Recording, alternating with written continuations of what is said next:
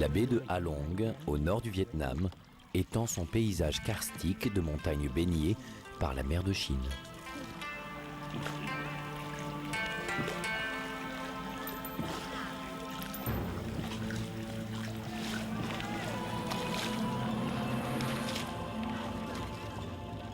On découvre la baie de Ha Long en barque. C'est un lieu de promenade très prisé des Vietnamiens du Nord.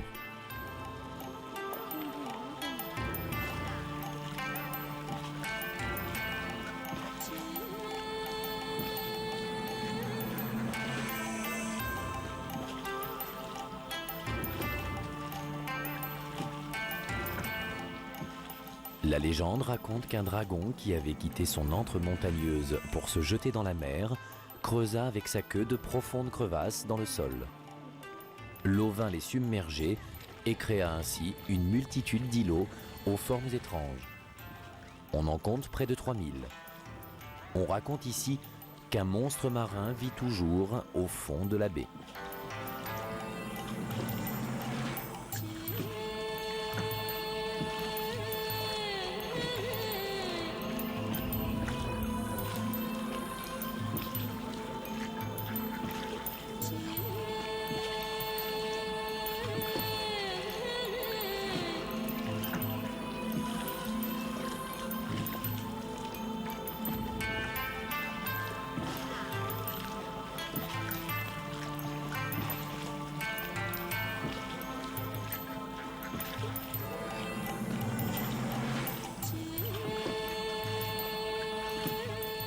La baie de Ha Long est truffée de cavernes. Les barques déposent les visiteurs au pied des grottes du Pélican.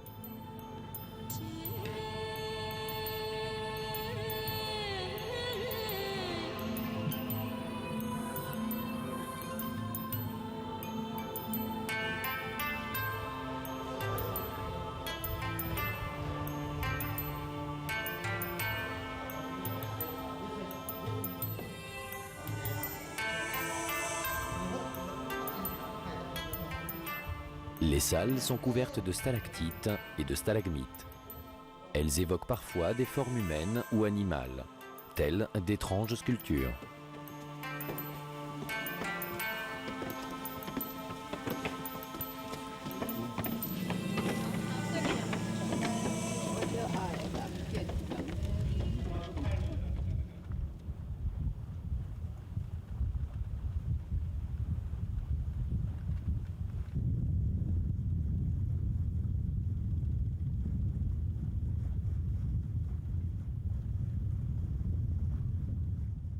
Depuis l'ouverture du Vietnam au tourisme et aux étrangers, des croisières sur la baie sont organisées dans de grandes jonques transformées en hôtels de luxe.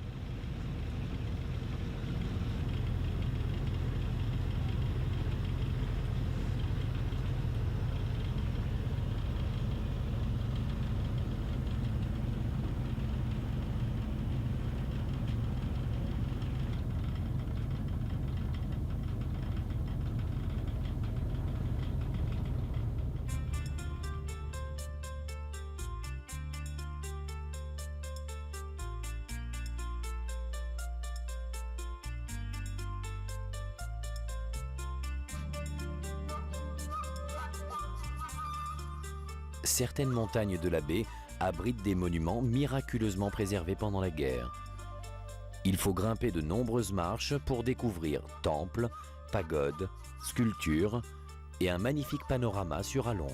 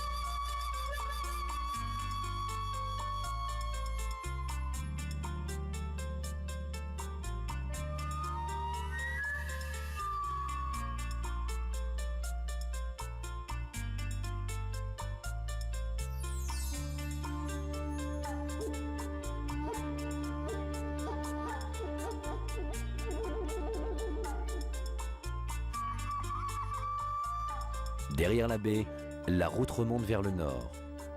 Elle traverse des terres gorgées d'eau. On y cultive le riz.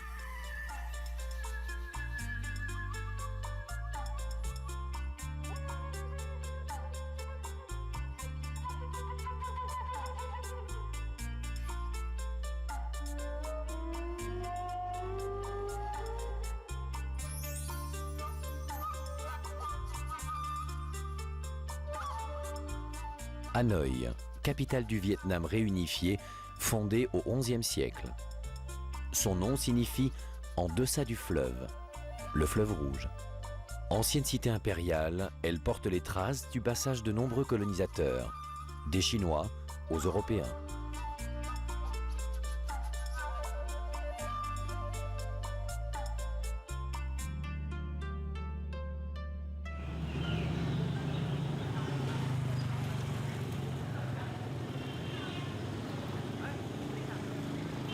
Portes, pagodes, ruelles ombragées, le centre de la ville d'Hanoï compte plus de 3 millions d'habitants. La ville s'est énormément étendue, mais il est difficile de s'y loger et les habitants vivent nombreux dans des appartements de petite surface.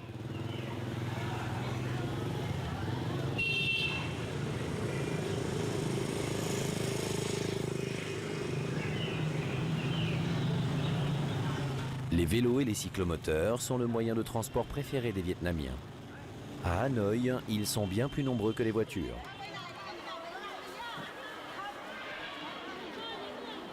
Les courses se font bien souvent dans la rue et Hanoï compte un grand nombre de marchés. On y trouve de tout, des victuailles aux vêtements.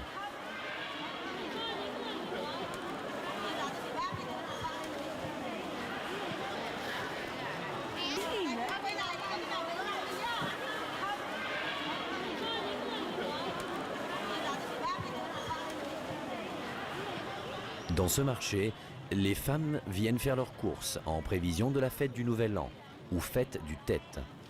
Elles achètent des fruits confits qu'il est coutume de manger et d'offrir à cette occasion.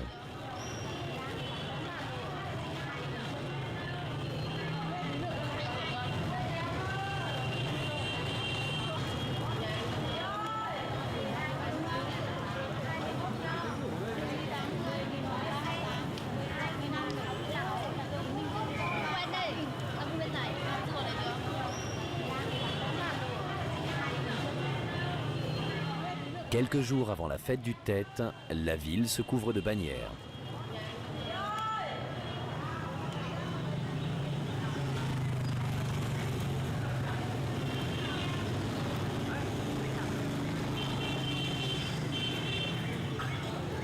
Chacun se prépare. On fait les courses, on prépare les plats. Les vendeurs de ballons se multiplient.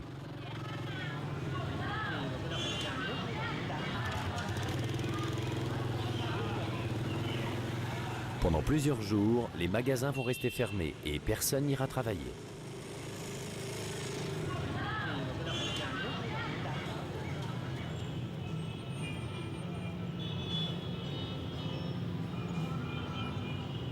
Le paysage urbain de Hanoï a été particulièrement marqué par la présence française. Parmi ce legs architectural, le pont Doumer, la cathédrale, l'université, des hôtels, un opéra et de superbes villas coloniales.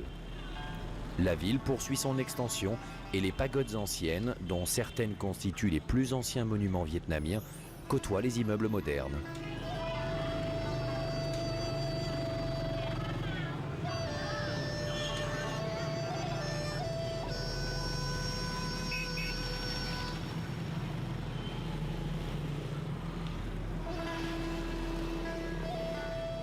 Sur la place de Ba Dinh, l'imposant mausolée du président Ho Chi Minh, père de l'indépendance, inauguré en 1975.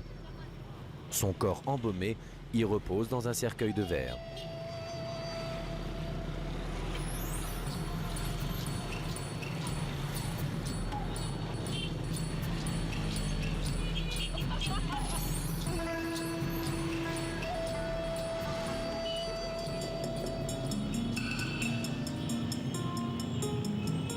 Très marqué par la guerre, Hanoï rassemble dans son musée de l'armée des souvenirs de cette période de dévastation du pays.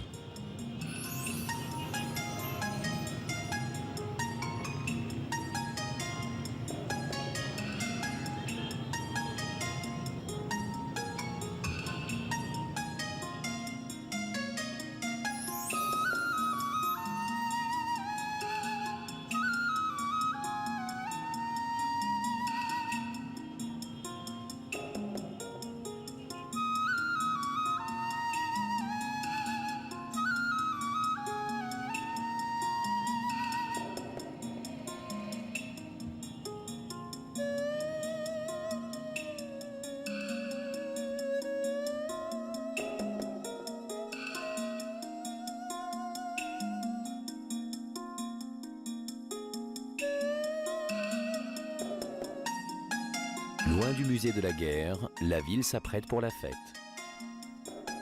La fête du Tête, qui symbolise à la fois le début de l'année lunaire et le renouveau, est l'occasion de célébrer les fleurs qui symbolisent le printemps.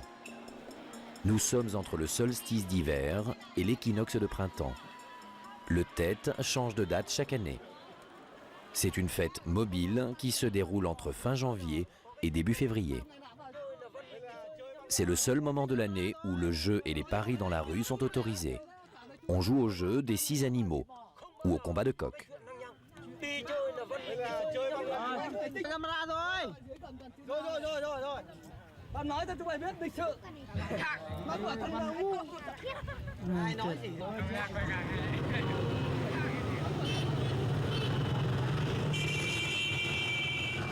Il est d'usage d'offrir aux personnes âgées des alcools de serpent, censés leur apporter tonus et vitalité. Hanoï fourmille de magasins qui proposent de multiples décoctions de reptiles.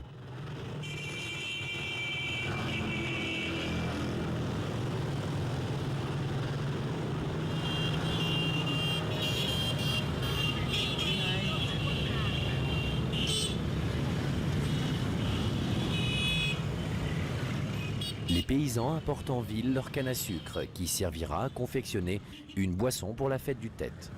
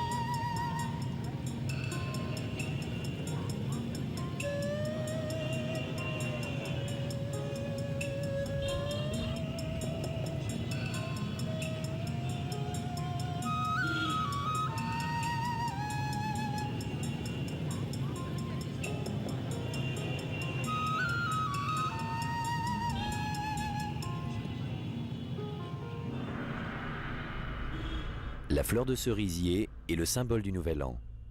On va la chercher dans des plantations. Les branches roses sont censées porter bonheur sous certaines conditions. Il faut en effet que lorsqu'on les porte à la maison, les fleurs s'ouvrent précisément au moment de la fête.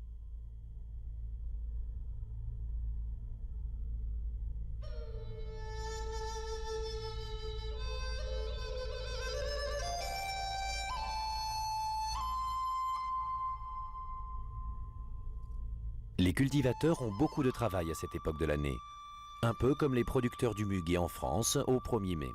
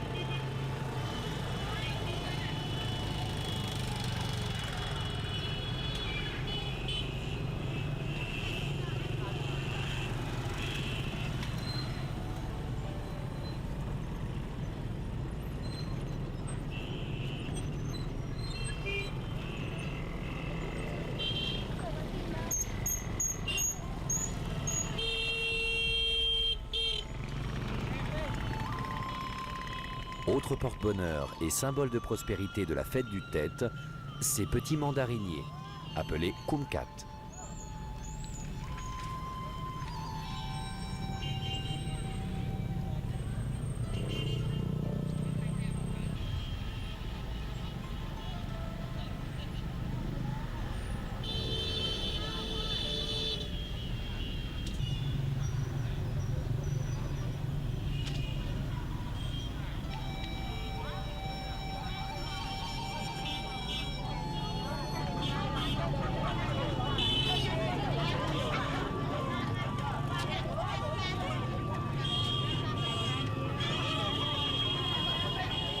Juste avant la fête, les ménagères se hâtent de préparer des plats à l'avance, pour plusieurs jours, car pendant le Tết, elles ne touchent plus à rien dans la cuisine. On prépare des plats traditionnels du Nouvel An. Le porc au caramel avec des œufs, du riz gluant dans des feuilles de bananier. Et bien entendu, on fleurit la maison avec des couleurs vives, le rouge, le jaune et l'orange, symbole de richesse.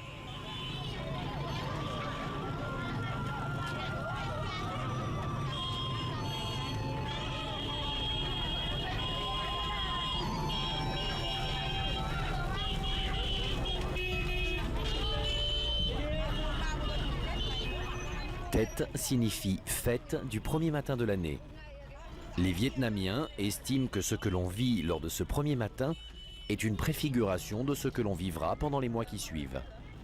C'est pour cela que chacun s'habille de neuf avec des couleurs vives et qu'il est de coutume de montrer sa richesse et de dépenser sans compter.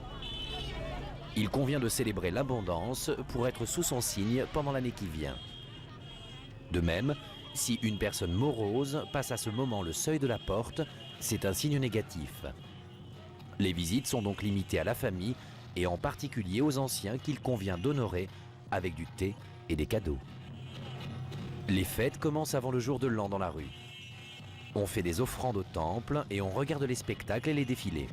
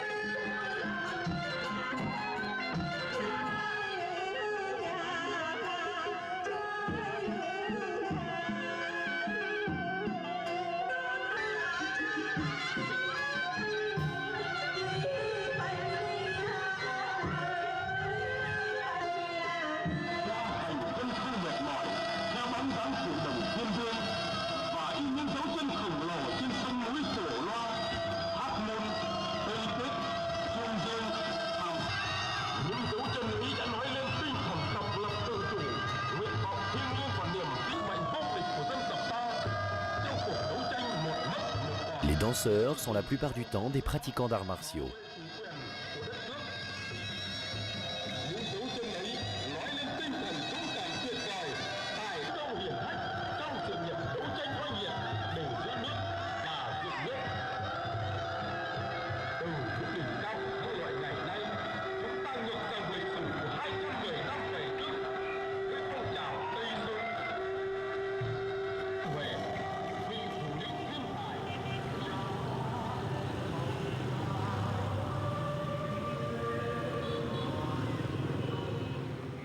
Pendant plusieurs jours et parfois plusieurs semaines, selon la région du Vietnam, les habitants vont de maison en maison, restent la nuit dans les rues, prient et s'offrent leurs meilleurs vœux.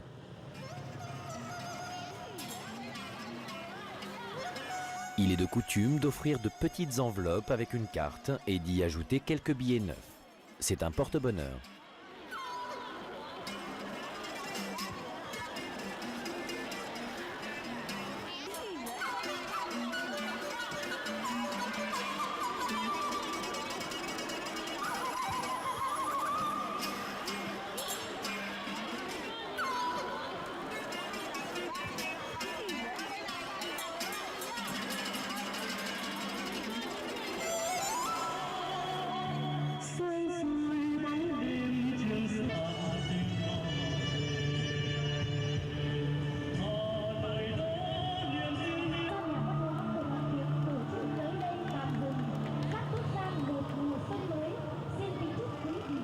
À travers la fête du Tết, c'est à la fois toute la mythologie vietnamienne, toute la conception de l'univers et de la famille qui s'exprime. C'est une célébration très ancienne qui mélange les conceptions bouddhistes, taoïstes, confucianistes et animistes du Vietnam. Les dynasties du XIe siècle la célébraient déjà.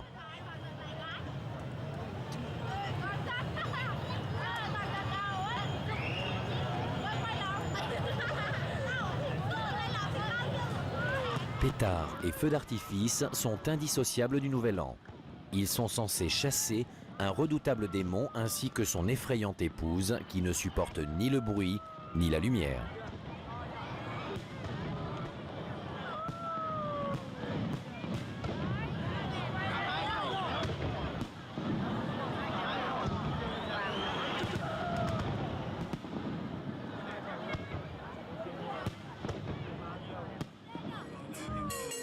Les dragons qui parcourent les rues de Hanoï montrent combien l'influence chinoise est présente dans la culture vietnamienne.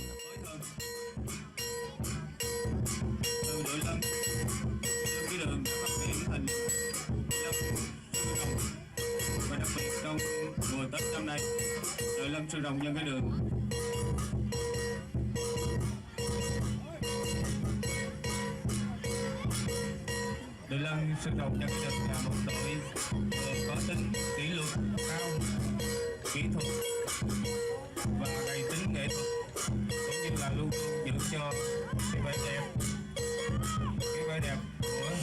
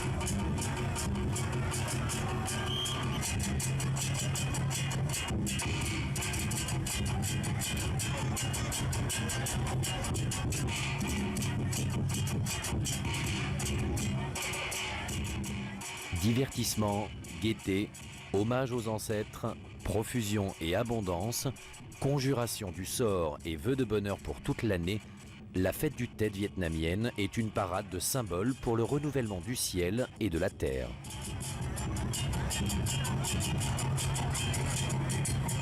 De sa réussite dépend l'écoulement de l'année à venir.